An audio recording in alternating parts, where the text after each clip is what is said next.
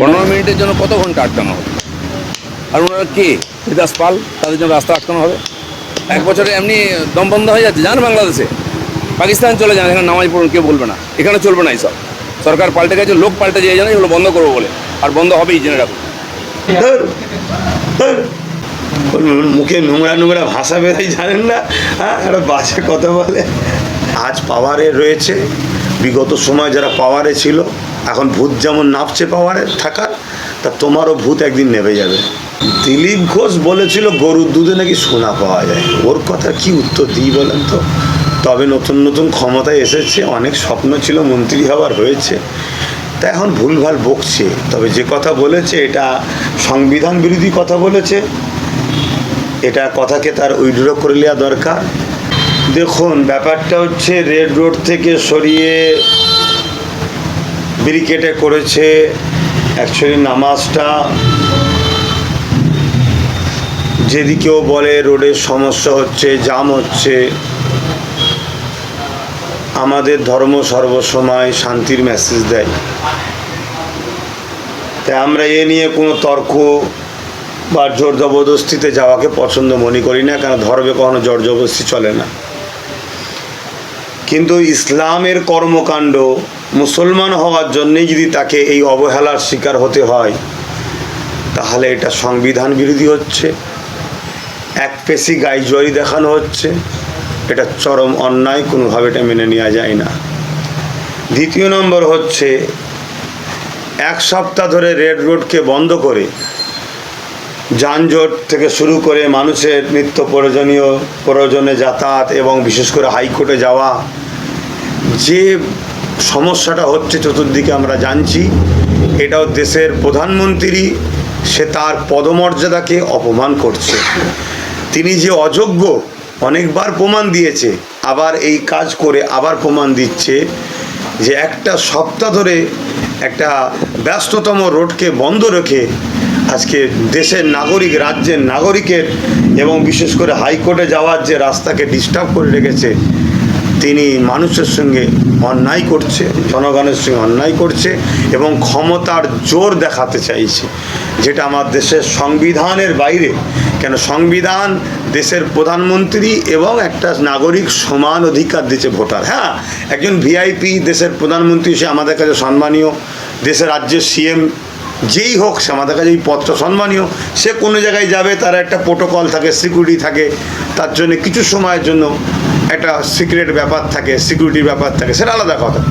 এই 7 দিন ধরে যোগাসনের নামে বা এই কর্মসূচির নামে যে মানুষের যে পেরেশান হতে হচ্ছে, এটা অত্যন্ত জুলুম এবং জঘন্য রকম কর্মকাণ্ড চলছে।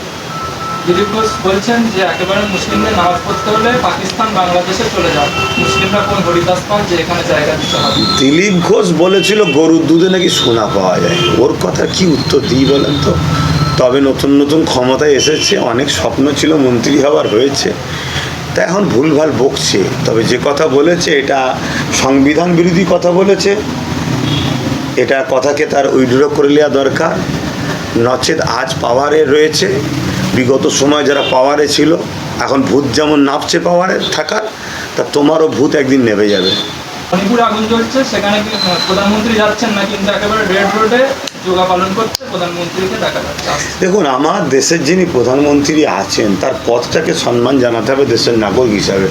ব্যক্তি হিসাবে তিনি একদম অযোগ্য, তিনি উত্তম নয়। কারণ তিনি আসার পর থেকে দেশের সব জিনিসপত্র পাবলিকের হাতে চলে যাচ্ছে, এবং দেশের জিডিপি বলুন, দেশের জিনিসপত্র বলুন, সব কিছুর দাম বেড়ে যাচ্ছে। এবং যা আশ্বাস দিয়েছিলেন, যা কথা বলেছিলেন, একটা কথার সঙ্গে কাজের মিল নেই। 50 দিন আমায় সময় দেওয়া হোক, 6 মাস সময় দেওয়া হোক, কী না করেছে। কিন্তু দুঃখের বিষয়, আমি যতই বলি, সেই কিছু অন্ধভক্ত ওনার রয়েছে। সেই অন্ধভক্তর কাছে একটাই মেসেজ, মুসলমানকে টাইট দিচ্ছে। আরে মুসলমান টাইট দিতে গিয়ে দেশটা শেষ হয়ে যাচ্ছে, সে তার অন্ধভক্তরা বুঝছে না। অতএব সেই জায়গায় আমার বলাতে তার অন্ধভক্তদের উপরে কোনো ইফেক্ট পড়ছে না। কিন্তু তারপরও আপনারা জিজ্ঞেস করেছেন, আমি এতটুকু বলতে পারি, তিনি মণিপুর যে জ্বলছে সেখানে যাবার মতো তেনার মুখ নাই। সেখানে তিনি যাবেন কোন মুখ নিয়ে? এজন্য যেতে পারছেন। এই যে আমরা দেখতে পাচ্ছি বিধানসভার ভিতরে বা বাইরে ভালো তৃণমূল খারাপ তৃণমূল নিয়ে একটা মন্তব্য চলছে, এই বিষয়টা কিভাবে দেখছেন? দেখুন, এটা একটা মানে কি বলবো, শুধুমাত্র এই নিজেদের একটা ফান্ড তৈরি করার একটা জিনিস চলছে। যে ফান্ড যা লিয়েছিলিস রিটার্ন কর কিছু, সে ভালো তৃণমূল হয়ে যাবে, আর যে ফান্ড দিতে পারবে না সে খারাপ তৃণমূল হয়ে যাবে। তবে আমার নজরে আমি মনে করি টিএমসির ওপর থেকে নিজ পর্যন্ত যারা নেতৃত্বের পদে ছিল কম বেশি সবাই ঘোটালার মধ্যে জড়িয়ে আছে, কথা বুঝে আসছে। এবং যারা সাপোর্টার সাধারণ ভোটার সাধারণ, অনেকে চাপে পড়েছিল, অনেকে শখে করেছে, তাদের আমার কোনো এই মন্তব্য না। কিন্তু নেতৃত্ব যারা দিয়েছে সব কটা ছেড়েছে, ভালো বলে কেউ নাই।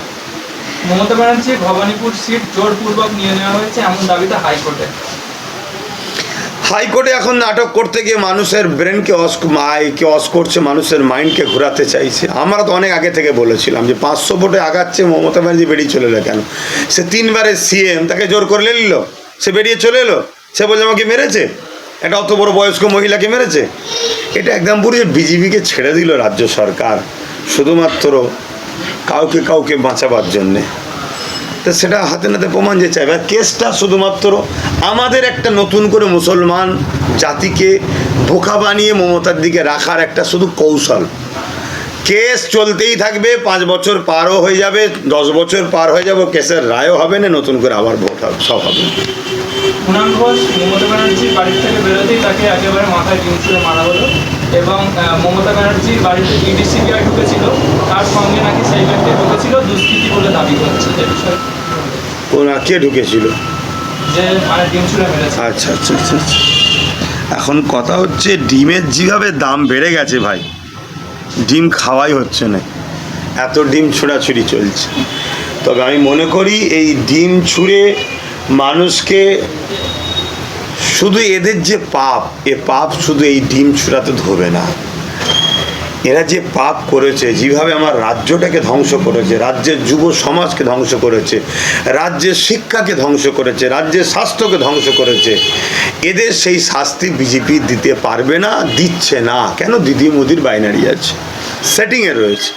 সেই সেটিংয়ে নতুন করে আবার এই কিছু একটা হুল্লা তৈরি করতে হবে, এই ডিম ছুঁড়েছে, মাইন্ডকে ডাইভার্ট করে দিয়ে এদের পাপগুলোকে চাপার একটা ষড়যন্ত্র চলছে। এই যে জাহাঙ্গীর খানকে দেখা যাচ্ছে একেবারে কোমরে দড়ি পরিয়ে হাফ প্যান্ট পরিয়ে গ্রেফতার করে নিয়ে যাওয়া হচ্ছে, এই বিষয়টা কিভাবে দেখছেন? দেখুন, আমার দেশে এমন আইন আছে বলে আমার জানা নাই যে কাউকে হাফ প্যান্ট পরিয়ে দড়ি বেঁধে ঘোরানোর আইন আছে বলে আমার জানা না। তবে জাহাঙ্গীর খান যে পাপ করেছে শুনেছি, তার পাপের তো ভোগান্তি তাকে দিতে হবে ভাই। তবে কিন্তু এই যে তাকে হাফ প্যান্ট পরিয়ে ঘোরানো হচ্ছে, এই সিস্টেমটা যখন আমার দেশে শুনছি নাই, এটাকে আমি ঠিক অ্যাকসেপ্ট করছি না। তার পাশাপাশি এটাও মনে করব জাহাঙ্গীর খান তার জন্য একটা আলাদা সিস্টেমভাবে তাকে দেখা হচ্ছে। কিন্তু এই জাহাঙ্গীর খান যা কিছু করেছিল মোটে ইসলাম ও মুসলমানদের জন্য করেনি। টিএমসি মমতা ব্যানার্জির জন্য করে, ব্রাহ্মণের জন্য করেছে, ব্যানার্জির জন্য করেছে, মমতার দলের জন্য, তার পরিবারের জন্য করেছে। কিন্তু এখন সেটা দেখানো হবে না, এখন দেখানো হবে মুসলমান করেছে। এই জাহাঙ্গীর খান ওই এলাকার মুসলমানদের ওপরও জুলুম করেছে, অমুসলিমদের ওপরও জুলুম করেছে। কিন্তু করেছে কার জন্য? দলের জন্য, টিএমসির দলের জন্য। এবং সেই দলের মাথায় কে সর্বোচ্চ? একটা ব্যানার্জি পরিবার, ব্রাহ্মণবাদী মানে ব্রাহ্মণ সমাজের পরিবার। তা সেই জায়গায় কিন্তু আজকে সব কিছু ভুলে গিয়ে দেখানো হবে কি জাহাঙ্গীর খান একজন মুসলিম, ইসলামের অনুসারী, ইসলামকে নিচে টার্গেট করা হয়। তাই তাকে হাফ প্যান্ট পরিয়ে কোমরে দড়ি দিয়ে তারা বুঝাতে চাইছে দেখো আমরা মুসলমানদের কি করছি। মোটেই সে মুসলমানদের হয়ে কিছু করেনি যে তাকে কিছু করাতে মুসলমানদের ইফেক্ট পড়বে। সে টিএমসির হয়ে করেছিল, টিএমসির দুর্নীতি করেছে, জুলুম করেছে, টিএমসির দলের নেতা, টিএমসির ভাবমূর্তি নষ্ট হচ্ছে। কিন্তু সংবিধানে যখন কাউকে কোমরে দড়ি বেঁধে নিয়ে যাওয়াটা অ্যাকসেপ্ট নয়, আমি এটাকে পছন্দ করছি না, এটাকে আমি নিন্দা জানাচ্ছি। বিজেপি আসার আগে বলেছিল আমরা হিন্দুদের রক্ষাকর্তা, কিন্তু এখন দেখা যাচ্ছে একেবারে হকার 90% হিন্দু মানুষেরাই করে, তাদেরকে উচ্ছেদ করে দেওয়া হচ্ছে, এই বিষয়টা কীভাবে দেখছেন? দেখুন, আমি অনেক আগে বলেছি যে এই দেশে সব থেকে বড় যদি হিন্দুদের কেউ ক্ষতি করে থাকে সেটা এই বিজেপি পার্টি করছে। এলআইসি, হকার বলুন, যত বড় বড় যেখানে যা বিজনেস, চাকরি 100-র মধ্যে 99টা হিন্দু ভাইরা করতো। বিজেপি কেন্দ্রে আসার পর থেকে একটাও চাকরি নেই। তাহলে 99টা চাকরি কাদের গেল? হিন্দু ভাইদের যাচ্ছে। কিন্তু ব্যাপারটা হচ্ছে শোনেন, এই অঙ্কে কিন্তু আমরা চললে হবে না। যখনই হকার উচ্ছেদ হবে বা কোম্পানি মানে বড় বড় দেশের সম্পদগুলো পাবলিকের হাতে চলে যাবে, বা যে কোনো জিনিস বা কোনো হিন্দু হোক বা অমুসলিম যেই হোক তার চাকরি বাকরি চলে যাবে, সার্বিক এটা দেশের জন্য ক্ষতি হবে। দেশের যদি অর্থনীতির ধ্বংসের দিকে চলে যায় তাহলে দেশ ধ্বংস হচ্ছে। তো তাই আমি হিন্দু মুসলমান না করে আমি বলবো অবশ্যই বিজেপি হিন্দুদের জন্য সবচেয়ে বড় ক্ষতি করছে, তার থেকে বড় আমি মনে করি দেশের জন্য ক্ষতি হচ্ছে। এখন দেখতে পাচ্ছি আমরা রাজ্যের মুখ্যমন্ত্রী একেবারে পরিষ্কার পরিচ্ছন্নতার দিকে বেশি ধ্যান দিচ্ছে এবং একেবারে কেউ যদি দামি দামি গাড়ি থেকে দুটো পানের পিক খেলে তাহলে ফাইন করা হবে তাকে, এটা কীভাবে দেখছেন? এটা অবশ্যই তাকে সাধুবাদ জানাবো, কিন্তু তার থেকে বেশি সাধুবাদ জানাবো যদি এই ধর্মীয় বিভাজন না করে মানুষের রুজি রুটির কথা ভাবেন। মানুষের শিক্ষা, স্বাস্থ্য, কর্মসংস্থান যেটা বিগত সরকার ধ্বংস করেছে এবং রাজ্য যে ঋণের মধ্যে রয়েছে সেটাকে যদি উদ্ধার করা যায়, রাজ্যের কর্মসংস্থান ব্যবস্থা করা যায়, তাহলে আরও ধন্যবাদ জানাবো। হ্যাঁ, পরিষ্কার পরিচ্ছন্ন রাখা এটাও একটা প্রয়োজন আছে। আমরা বাইরে বাইরে যখন যাই, রাজ্যগুলো শহরগুলো কত ক্লিন দেখি, আমার দেশেরই বিভিন্ন রাজ্যে যাই কত সুন্দর লাগে। আমরা যদি চেন্নাইয়ে যাই, আমরা যদি সাউথের দিকে যাই, কেরল বলুন কি বলে এইসব দিকে যখন যাই, দেখে মনে হয় এটা কত সুন্দর পরিবেশ, পরিষ্কার পরিচ্ছন্ন। কিন্তু এই পরিষ্কার পরিচ্ছন্ন ওই ধরে ফাইন করে হবে না, শিক্ষা দরকার। মানুষেরকে সেই জগতে নিয়ে আসতে হবে। সেই জগতে যখন নিয়ে আসতে হবে তাকে সে নিজে বলবে আমি ফেলবো না, এই মেন্টালিটি তৈরি করতে হবে। সেটা যদি করে আরও ধন্যবাদ জানাবো। তবে যে সরকার বর্তমান আমাদের পশ্চিমবাংলায় বসেছে, এই সরকার বিগত সময়ে কংগ্রেসের দল করেছে, টিএমসিরও দল করেছে, এই ব্যক্তি আজকে বিজেপির সরকার গঠন করেছে। দেখা যাক তার ভাবমূর্তি আগে কি হয়। এই যে অন্নপূর্ণা ভাণ্ডার, প্রথমে মহিলারা ফর্ম ফিল আপ করেছিল, সেই ফর্মগুলোকে একেবারে খাগায় ডোবায় ফেলে দেওয়া হয়েছে, আর এখন দেখা যাচ্ছে অনলাইনে ফর্ম ফিল আপ করতে হবে। এইভাবে মহিলাদের হেনস্থ করা হচ্ছে। বাস এটা যেমন আগেরটা যেমন বললেন, তাহলে এটা কত বড় ব্যর্থ সরকার। সরকার নিজেই ঠিক করতে পারছে না 15 দিনের মধ্যে আমি এই মত দিলাম, 15 দিন পরে এই মত। তাহলে সরকারই যদি দিশেহারা হয়ে যায় তা মানুষ আরও দিশেহারা হয়ে যাবে। এই যে মানুষকে নিয়ে প্রেশান করা, মানুষকে বিভিন্ন মানে মাইন্ডকে ডাইভার্ট করার জন্য বিভিন্ন কাজে জড়িয়ে রাখা, এই হিটলারই যেন প্রথা যেন সরকার না করে, এটাই আশা করব। এই যে ফিরহাদ হাকিম দেখা যাচ্ছে এখন বিজেপির স্টেজে, যিনি একেবারে আইসেফকে বলতো বিজেপির বিটি। যাক, তাহলে আমরা এখন ফিরহাদ হাকিমেরই বিটিম। ও যদি বিজেপি হয় তো ও বিটিম বলতো।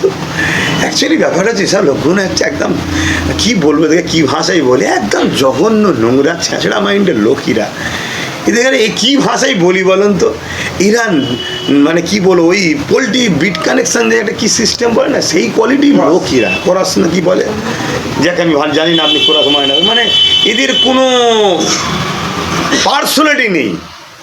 কথা বুঝছি, একটা নীতি বলেন, একটা কোনো মানে যে একটা যে জায়গা থাকবে, এরকম কিছু নেই। এদের নিজেদের কথা নিজেরা থুতু ফেলে, নিজেরাই চাটে। এই ধরনের মেন্টালিটির লোক, এদের নিয়ে কী কথা বলবো। মাদ্রাসায় মোল্লা তৈরি হয়, কোনো রকম ডাক্তার, ইঞ্জিনিয়ার বা সায়েন্টিস্ট তৈরি হয় না। যে বলছে সে তার মাদ্রাসা সম্বন্ধে জানা নেই, সেটা মূর্খের মতো কথা বলেছে। মাদ্রাসায় ডক্টর APJ আব্দুল কালাম দিয়েছে, মাদ্রাসাই দিয়েছে। এই দেশের বড় বড় সেনা প্রধান অনেক দিয়েছে মাদ্রাসায়, আজকে অনেক IAS IPS দিচ্ছে। সবচেয়ে বড় কথা আমি এতটুকু বলবো, আমার দেশের 100-র মধ্যে 95টা যারা দেশের খবরকে পাকিস্তানের কাছে সাপ্লাই করেছে, একটা কেউ মাদ্রাসার নয়। কেন্দ্রীয় বাহিনী নিয়ে পুলিশ একেবারে অভিষেক বন্দ্যোপাধ্যায়ের বাড়িতে তালা ভেঙে ঢুকতো, যেটা ওই সরকার করেছিল, টিএমসি সরকার, অভিষেক সরকার যেটা করেছিল, আজকে বিজেপি সরকার তাদেরই দেখানো রাস্তা, একই তোরা ভাই বোন সেই স্টাইলে করছে। দেখুন, বর্তমান আমার ভারতবর্ষে যেদিকে যাচ্ছে, বেকারত্ব বাড়ছে, গরিব বাড়ছে, ভারতবর্ষকে একটা মানে ক্ষুধার্ত বা বেকারত্বের শীর্ষে নিয়ে যাওয়ার জন্য সরকারই চেষ্টা করছে। কেন? এই দেশে আমার তো মনে হয় এমন একটা প্রথা চালু করতে চাইছে, গরিবরা হবে সব কৃতদাস দাসী, কেউ হবে খোদা বা ভগবান বা কিছু একটা হয়তো মালিক হতে চাইছে, তাকে সবাই উপাসনা করবে, ভিক্ষা দেবে, আর দেবে, এই দিকে নিয়ে যাচ্ছে দেশকে। অতএব দেশের যতক্ষণ না সর্বধর্মের মানুষ জাতপাতের ওপরে উঠে, বিভাজনের ওপরে উঠে, ধর্ম যার যা হৃদয়ে রেখে, ছোট জাত নিচু জাত হিসাবে বিভাজন ছেড়ে দিয়ে যতক্ষণ না গরিবরা এক হবে, ততদিন এর সমস্যার সমাধান হবে না। আগেও বলেছি, আজও বলছি, এটা ইচ্ছা করে যারা ক্ষমতার আসনে বসে আছে তারা গরিব বেকারত্ব বাড়াচ্ছে, তাই দেশ ধ্বংসের দিকে যাচ্ছে। সরকারি চাকরিজীবীদের একেবারে স্মার্ট মিটার নিতেই হবে বাধ্যতামূলক। সরকার তাদেরকে ফেসিলিটি দিয়েছে, একদিক দিয়ে দিচ্ছে, আর একদিক দিয়ে আবার রিটার্ন করে নিবার একটা প্ল্যান তৈরি করছে। সায়নী ঘোষ একেবারে ধুর, ধুর, কী সব প্রশ্ন করছেন আপনারা? হ্যাঁ, আপনাদের একটা কোয়ালিটি নেই,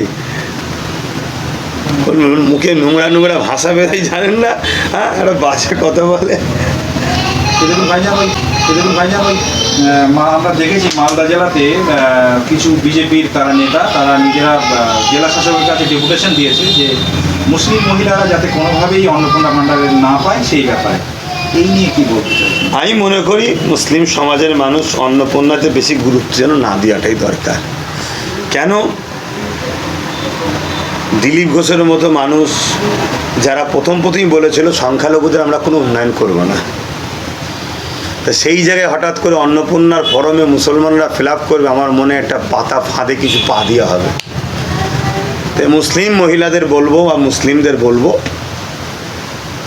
আমরা কারো দয়াতে বেছে নিই, কারো ভিক্ষাতে বেছে নিই, আমাদের অকাবলি সবার চলে।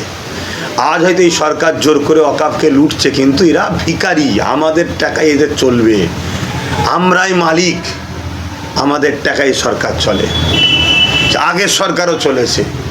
অতএব কোমর বাঁধন, জোট বাঁধন, নিজের জিনিস নিজে কেউ দেবে না, কেড়ে নিতে হবে। কেড়ে নিতে গেলে যে পন্থা সংবিধান দিয়েছে সেই পন্থাতে চলুন। ধন্যবাদ।